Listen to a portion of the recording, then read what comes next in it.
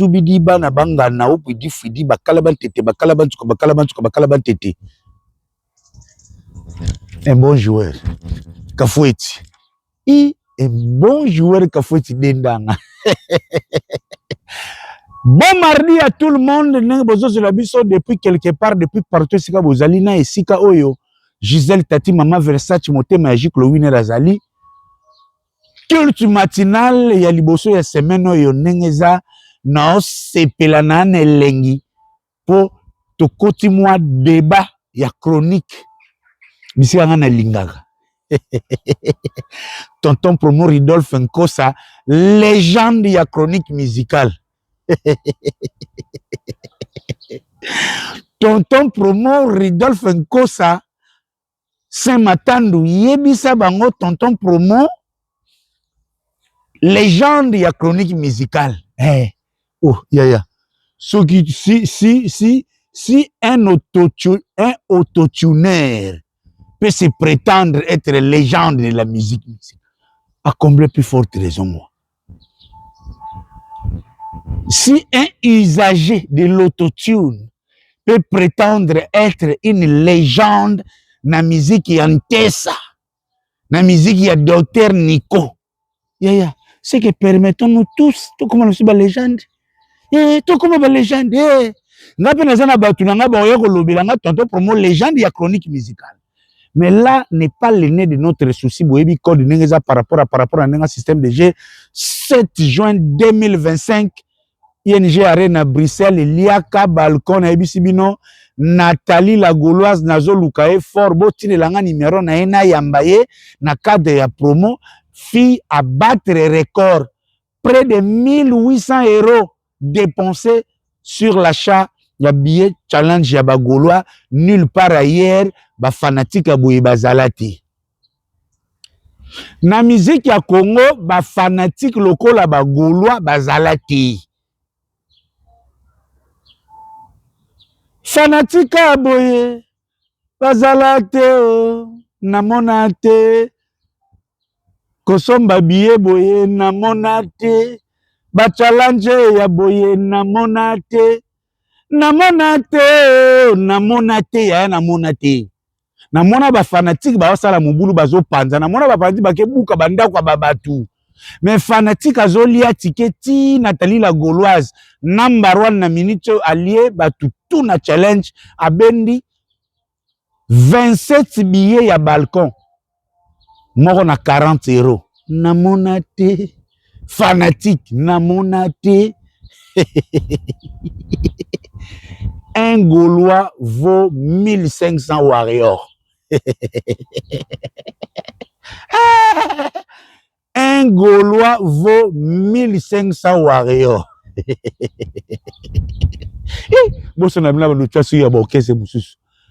Un Gaulois vaut 15 000 spiritas.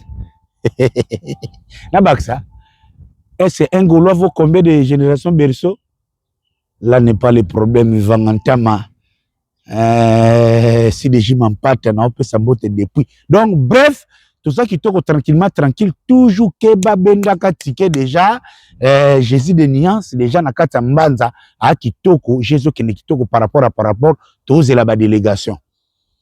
Les 7 wana na ING Arena, Bagara Boul Makambouza et Belé, Nandenga Chicago, bateau tout va se déplacer, tête au Koutana wana, et pas Lisa Loboko, na Chicago wana, Nteke Kolia Komea, participation aux frais, Izali wana benga mer Lisa Loboko, Yoza États-Unis mboka ya boring.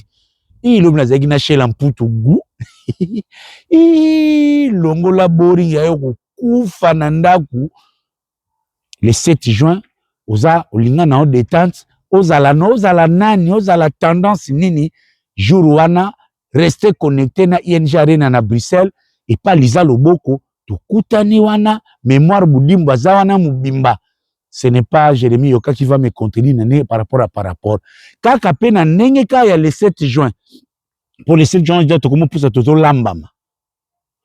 Oyo déjà asombi ticket na ye ya ING Arena le 7 juin.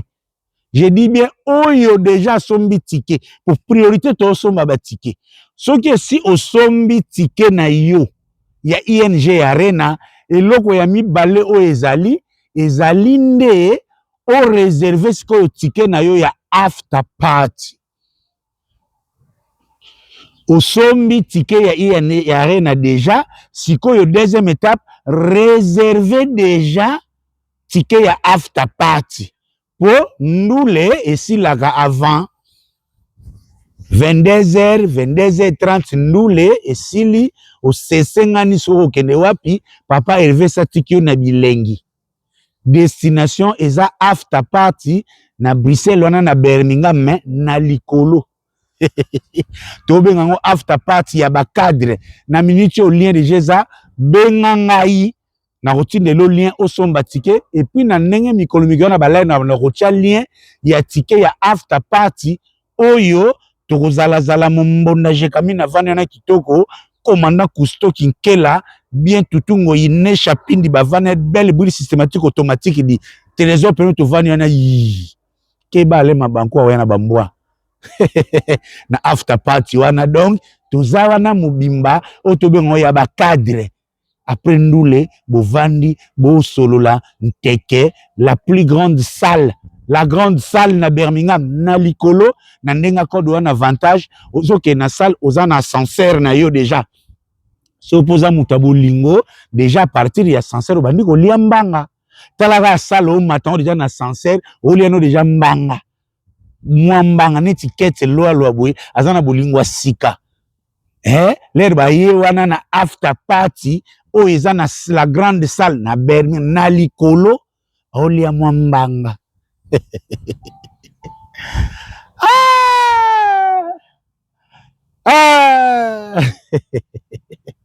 Robin Vomba, le plus beau garçon de l'Europe, yo yebine tokendaka Marcus Ilunga, le boss. Marcus Ilunga, l'homme de carré minier dit, o aliara na batuje za kitoko. J'ai eza kitoko na mityo Blaise Bekwa, VIP, monsieur le sénateur, coach olympique na mityo aza déjà na nenga Panama. Aza déjà kitoko kuna zo patrouiller, j'ai kende kitoko yo yebi Blaise Bekwa. Le 24 ans, aza bongo na dom de Paris. Mais na kovanda na oya na complété par rapport ya dom de Paris, ndenge jezo kende kitoko. Eli Bombusa yebsa Pascal Chioka l'inoxydable, match eza bien, to béni. Donc bref, code ya moko. En ce qui concerne les débats et les légendes, est-ce que le fils de ma sœur serait-il une légende? Na minitio na ebisio na ba warrior ya Kabeya Kamwanga ba wangani Jean-Marie Kassamba. Même les warriors de Kabeya Kamwanga ba wangani Jean-Marie Kassamba. Jean-Marie Kassamba, l'un des derniers dinosaures de la culture congolaise, Yaya Ligno Kwantembe, Jean-Marie Kassamba tche bar poto. Le très célèbre warrior Yves Bouya, pire petit afali poupa, pire mutu afali poupa na ndenga bandal, alinga koti sa mwa chobi na débat politique, adendi sa fali poupa a manque de date Yaya Jean-Marie Kassamba vimbi.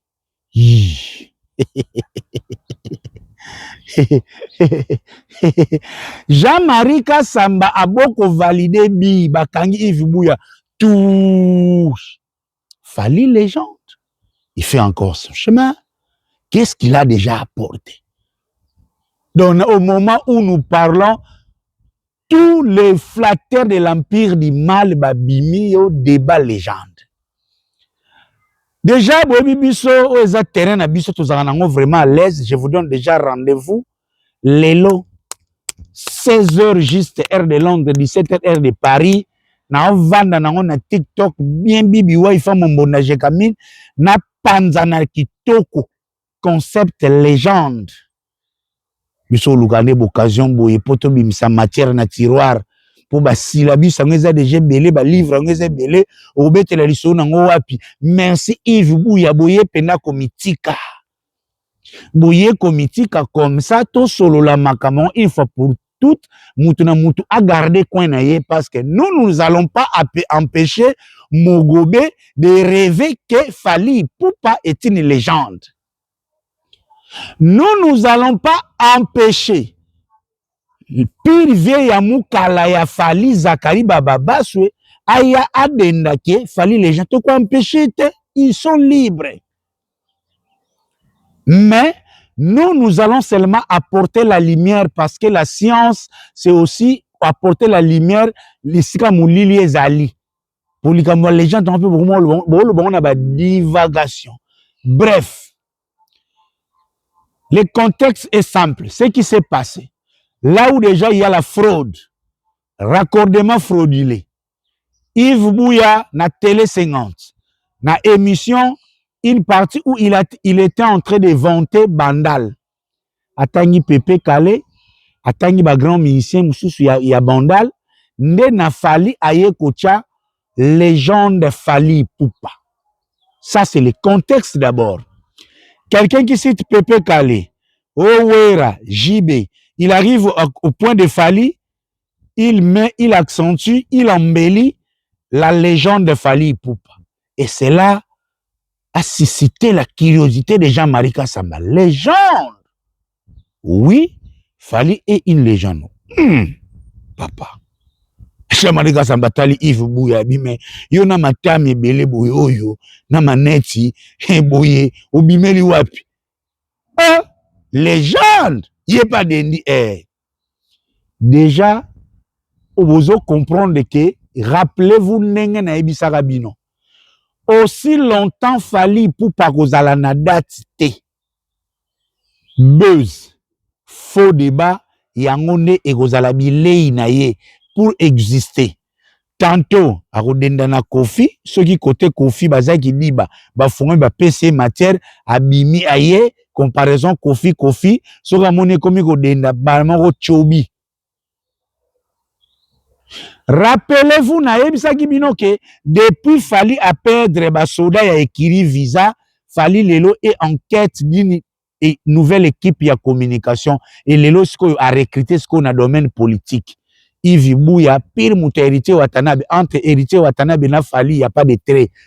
Pire moutune ya bandal na allez Yves, chuba na eloko yo po ezong samwa débat. Ils en ont peu ma bête. On a dans la forme. Parce que l'artiste est en souffrance, lelo, si ça va cartouche, azana date, normalement 2025, Fally Ipupa est absent. Pour exister, donc, des pareils débats, et ça la moins bien. Nengo peka ba préparer mamoro, petit moko ya warrior, benga top, Congo na nenga code, na émission les débats. Est-ce que Fally est une légende?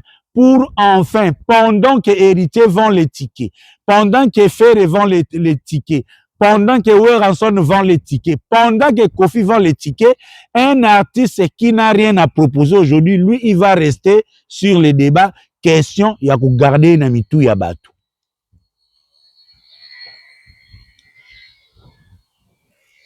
Je vais seulement poser les bases de l'élo. Les mâles, l'élo, n'a pas analystes congolais, combien même à l'équipe na classe, mais ils ont des consciences tronquées. Déjà, les débats sur les gens, ils ont des débats moko subjectifs. Ils ont relatifs selon ma point de vue, tous en la science exacte. Je n'interdis pas à Yves Bouya de croire ou de rêver que Fally est une légende. Mais vous avez le droit de savoir, d'entrer en connaissance quand est-ce qu'on devient une légende dans la musique. C'est la partie, le puzzle qui a manqué n'a pas propos à Yves Bouya. Yves Bouya a dit de manière générique que Fally est une légende. Là où il a aggravé aussi, parce que aucun chroniqueur sérieux, aucun intellectuel sérieux ne saura mettre dans la case des légendes. Il y a musique qui a Congo Lelo, Fally Ipupa. Pourquoi? Parce que seulement les gens sont en train de confondre. Kobeka You Arena ne fait pas de Fally directement une légende. Kosalela autotune ne fait pas directement de Fally une légende. Kosomba chaîne YouTube ya kala. Oh, lelo zana ba vidéo, il y a ba millions de vues, ne fait pas de Fally une légende. En français, ba bengarango emploi abusif des mots. Ici, je parle en tant que juriste. Boba ngagate, derrière un tribunal, avocat non c'est bolo français, avocat non s'attend la loi, avocat non so azana éloquence. Éloquence ya mutu. Obo sembe aya lembisi mungwache éloquence. Et la qui cite kazolo ba vérité ou azana raison. Quelqu'un comme par exemple Louis France, il peut vous faire tourner à rond en usant l'éloquence et aussi le verbiage. Utiliser des mots et le juridisme, alors que dans le fond de la matière, il est à côté. Autre en bien à l'université, confusionniste. Dans ces débats, il y a beaucoup de confusionnistes. D'ailleurs, une légende est une expression juste pour embellir. Et deuxièmement, dans la musique, pour être une légende, il faut qu'il y ait un apport. Apport sur le plan artistique, et cet apport doit influencer les cours de cette musique. Je ne sais pas si quelqu'un m'entend. Si Michael Jackson est une légende de la pop, c'est-à-dire Michael Jackson, là où il a trouvé la pop, il a ajouté Talba clip le thriller. Talabasson, Michael Jackson est apporté, c'était une révolution par rapport à jazz. Donc Michael Jackson a court-circuité le jazz. Et après, la pop est devenue une mode de vie, un genre musical, une tendance musicale aux États-Unis. Et Michael Jackson a influencé artistiquement avec sa conception nouvelle, il y a musique, à Kimi Jazz, à Yena Pop. Oui, Michael Jackson, Nakobe Ngaye, légende. Quand je dis Taboulay légende, donc Taboulay fiesta oyo grand kala posaki ba base, Taboulay aye a fignolé yango, a valorisé yango, a bakisi yango, a vandi na accent ya mi solo, a vandi si guitare ya docteur Nico, a pérennisé yango, a influencé les chantés. Il y a l'icolo, il y a nuance, na ya se, avant ici leadership, il y a 100, a créé orchestration, il y a ligne, il y a fiesta. Oyo lelo, okoki kosa la musique ite sans faire référence na technique de chant ya Taboulay, orchestration ya Taboulay. Et même na koyembi sabasi, il a influencé. Oui, Taboulay est une légende. Taboulay n'est pas une légende parce qu'il a joué à l'Olympia. Non, l'apport artistique oyo a influencé le cours d'une génération. Moi nyonso lelo ayoka komba Taboulay, azoka koyoka œuvre ya Taboulay, musicien tout pour abeta musique à se référencer directement ou indirectement na fiesta ya Taboulay. Ça va de pair avec Franco Luambo Makiadi, grand maître na guitare, quand derrière un grand compositeur ya musique, ou avant d'ici qui vuka chant ou evandi wana qui vuka ou evandi lelo o dembawana oyo. La musique moderne assortie avec les sons de Nekongo oya sopa kundungu tundung tundung uyolanga mambu mame d'esprit wana à côté de grands poètes comme Balutumba, Bavandisi, Balambi, Odemba lelo, c'est un genre musical oyo okosa la musique ya Congo te sans passer par l'Odemba. Il y a Franco. Ça, ce sont des légendes. Au moins, c'est les gens d'avant là. Les gens d'avant là, na poudre té. Les gens de trophée té. Les trophées, comme icône, comme une carrière dorée. Peut-être on peut employer une expression pour dire quelqu'un peut avoir une carrière légendaire. Peut-être, parce que ça va aussi du style, il y a communication. Quand est-ce qu'on emploie cet artiste est une légende? Sikoyo, Fally, dans sa carrière, depuis Talalatan, Tilelo, dans sa conception musicale, qu'est-ce que Fally Ipupa a apporté comme genre musical sur le plan artistique qui a influencé le cours de la musique congolaise au point qu'aujourd'hui, tu ne peux pas faire la musique sans faire cette musique que Fally a fait. Il n'y en a pas. Parce que déjà, le style de Fally, c'est un style puisé na Tchatcho.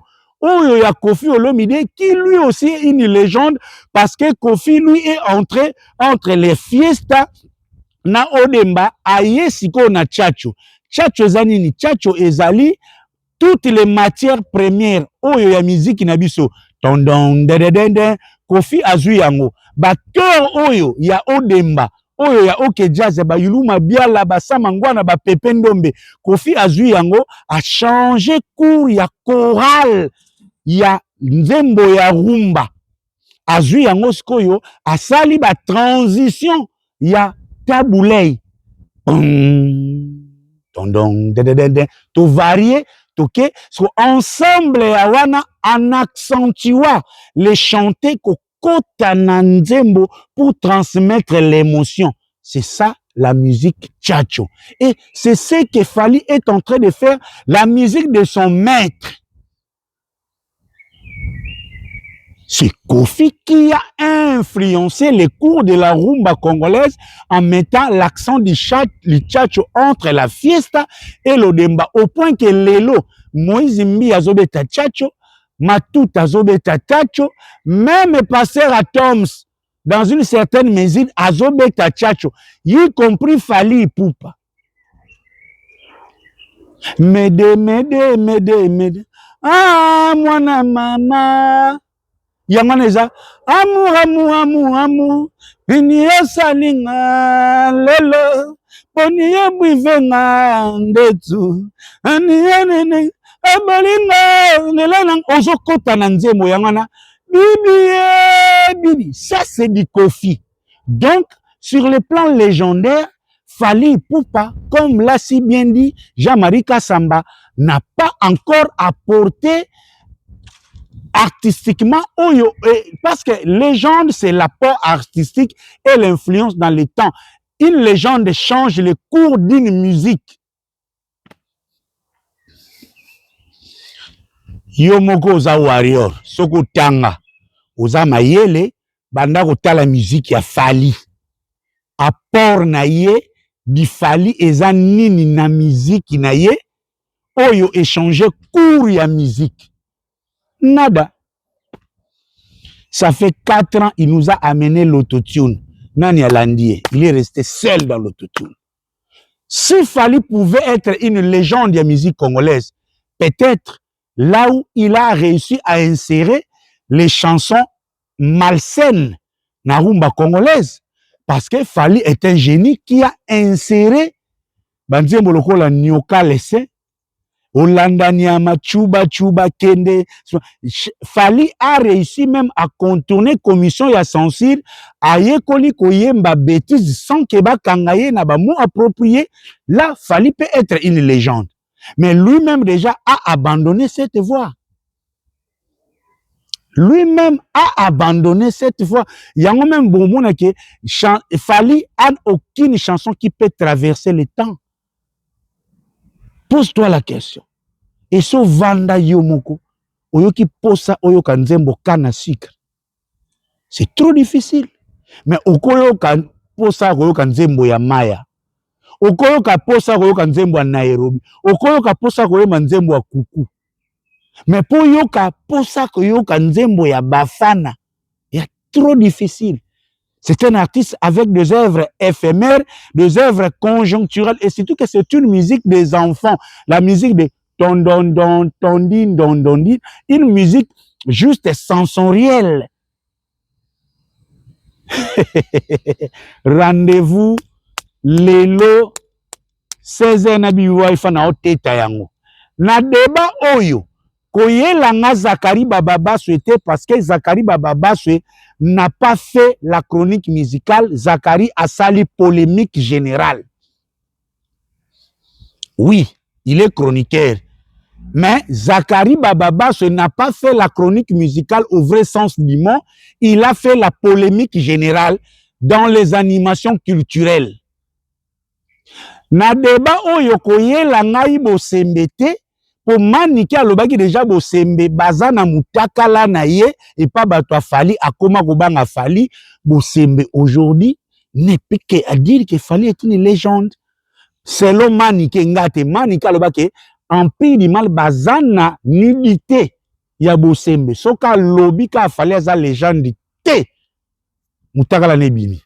Heureusement Jean-Marie Kasamba soki bazalaki yango Jean-Marie Kasamba papa lekela malembe mikolo tala bisiko zokota ozana mwasi Jean-Marie Kasamba tala linette na est-ce que na caméra cachée te bakomi kotia lelo ba caméra cachée na linette yango na ndenga ko de côté na chambre moni linette moni likolo mesa ezotala yo balusa ngo na mire ba bag ba bic keba bano zokota na hôtel Jean-Marie Kasamba kala ingangu na lobité ko sala ka muburu mais on ne sait jamais, je connais l'empire du mal. Soki Jean-Marie Kasamba soki bazui mutakala na onde bazwa ya bosembe au sambo oloba sous vérité te. Le débat est ouvert, c'est un débat relatif et ça science exacte te. Ce qui peut tout ça ba scientifique, to bengana, to ça la conférence, Zakario le tout nini boye to kokota to solo la peuple azala éclairé ndenge ba français ba solo la likambo ya ouverture ya Jeux olympiques na France Edith Piaf contre Aya Nakamura. Yaya une jeunesse corrompue lokola ya ba Yves Bouya batu bazo accompagner ba corrupteurs ba détourneurs de jeunes sans conscience. Bozo mona déjà légèreté o azo traiter les nanou quelqu'un comme Pépé Kalé. Yaya, oui, au route dans le but côté légende de la musique. Mais un artiste peut aussi être une légende du chanter. Pépé Kalé n'est pas légende de la musique congolaise. Mais Pépé Kalé est une légende de la chanson congolaise. Parce que Koyemba, Nzembo Lelo, Bampema, Banian Soana, côté ba deux, c'est Pépé Kalé qui Kester Menea. Ce sont parmi les légendes de la chanson congolaise. Docteur Nico est une légende de la guitare congolaise. Parce que à Trasenzela Beti Bakitolo Tolandi, Pépé Manouakou est une légende de la guitare congolaise. Popo Lipo est un grand guitariste. Adji Solo, Feli Limbeni, ce sont des grands guitaristes. L'emploi abusif des mots, l'imitation du sujet. Oui, vous êtes légende, mais en quoi? Disait Jean-Marie Kasamba. Vous êtes une légende de quoi? Dites-nous qui est légende de quoi? Encore que Lelo, na industrie musicale, bazo benga mutu légende de façon générique, sans forcément à la légende. Il y a legend, so que nous soirée moko boye, mutorlobani legend. Mogobe so bakute na fali falo ba legend, Dadju so bakute falo ba legend. Eza lokola étudiant moko boye ya droit, nano a cité me bazo benga maître, boka ngote. Mwana ya IBTP, nano a cité ba benga ingénieur. Mutu azana nu azana intercesseur n'église benga pastor.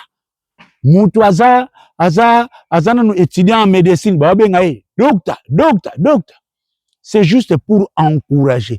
Tout ce qui appelle Fali légende, c'est pour lui pousser à faire encore mieux. Et ça, na terme générique, mais en soi, Fali n'est pas une légende de la musique congolaise. Rien. Ce qu'il fallait à Betty You Arena, a lundi la légende de Taboulay, Oyo a tracé nzela ya ba grande salle européenne et na ba salle mythique. Parce qu'en 1973, tobanda kobeta nanu na vis-à-vis, tozobeta soki na type K, tozobeta pas mettre taureau. Donc, pour pas que nani Taboulay ait osé, aucune salle, il y a 3000 places en Europe, à l'intérieur, Kakana Bamindele, c'est Taboulay la légende. Ata lelo fallait abeti Stade de France, il est sur la lignée de Taboulay parce que Taboulay a ouvert les grandes salles dans la musique congolaise. Donc, entre Fali et Taboulay, c'est Taboulay qui sera une légende. Mais Fali peut aussi être une icône en musique congolaise. l'emploi abusif des mots. Ah, classe ya kitoko. Merci Nathalie Kosa ya Botangi Salé Kinabino. Ah, merci famille Kosa, JC Koli, évangéliste Bodi Mamona, et ça a goût, so yebi. Et ça a goût débat oyo. Non, ça a bino boy. Débat oyo, non, ça a bino boy. Bo benga bango wana tu. Anganzabe. Anganzabe. Tcherinke relem de Balmen. Serge Luki. Donc, vous savez, on va paniquer, télé, on a tanda masusu kitoko na TikTok, on a psu kitoko.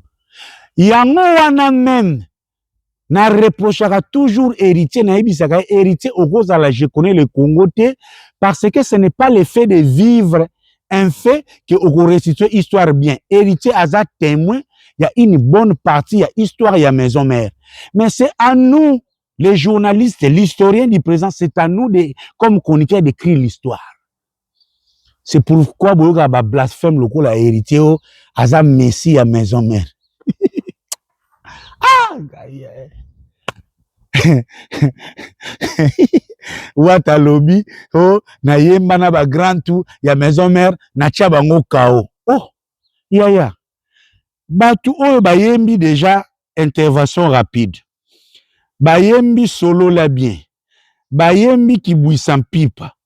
Yo ye ko yemba na bango ala kelele batu si ba lembi na bezomere rango bazaja na ba projet ba longwa na bango mais yo mto ko sala effort yo mto zo luka obima yo mto fa luka la na mane kaki yo ne muto asa vani sa kombo muto loka affaire kuna BCBG bala déjà kaoti to komi na kelele donc terese zonga maison mère se vani yo ye ko tia yalelo yo ne faut ça l'effort et na musique batiaka kaoti eza élégance ndenge boalotin ayaka na répétition na test bayembi na fere oya yembi eza élégance artistique.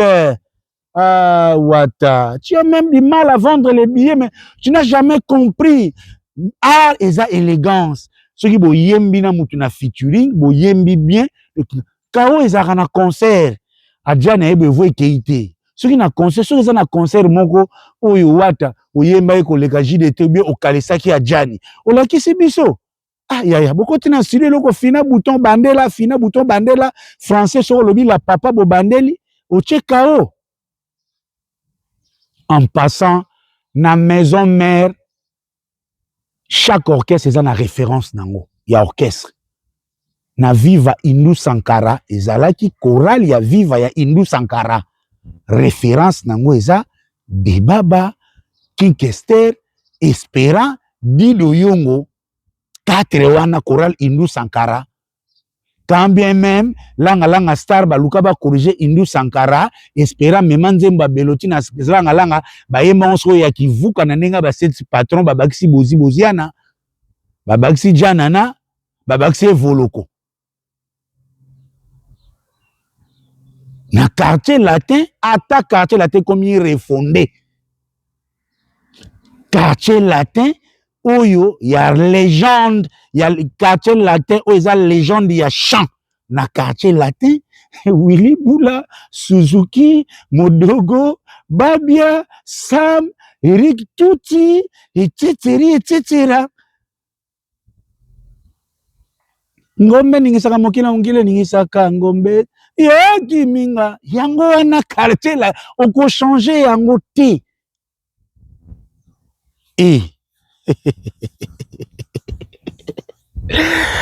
Tutungoi, j'ai zanango kitoko ne ezalaka par rapport à Papi Bola. Papi Bola, papa na Vince yo yebi Emery Sindani. Bana tout ya Liverpool. Ladies and gentlemen, bana Liverpool, les 5 juillet oyo, soirée des adorateurs.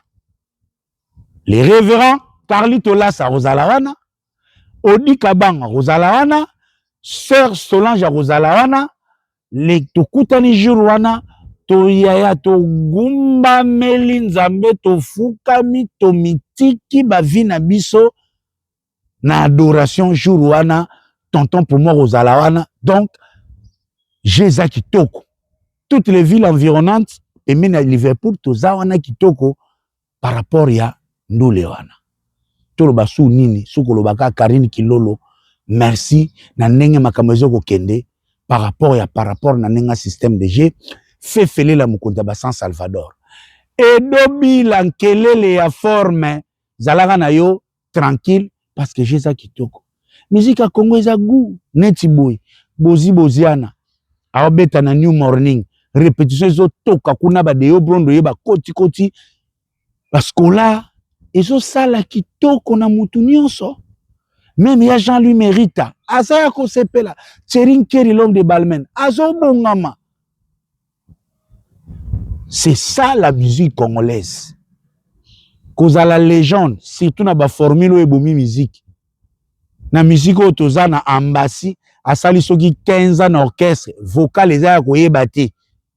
Ah. Serge Mwanda, Cédric Mwanda na lobi na ngelo te na suki na ngai wana. Tokuta na lelo 16h de Londres na TikTok. Jésus nango kitoko par rapport. Mami sita na Birmingham yo yebi. Ndeka Jésus kenaka Nadine mbeka na Birmingham. Ale mambo. Toi na biso Jésus vraiment kitoko. Junior et Queen à Sheffield. Tozala zala ndenge robi vwemba lingela kango. Ndenge peje kenaka kitoko. Ndenge pe kaka ba play ya mboka. Ba osepela na Pascal Chioka l'inoxydable mwana palin. Docteur Momo Maître Napo, Ponga Ludia.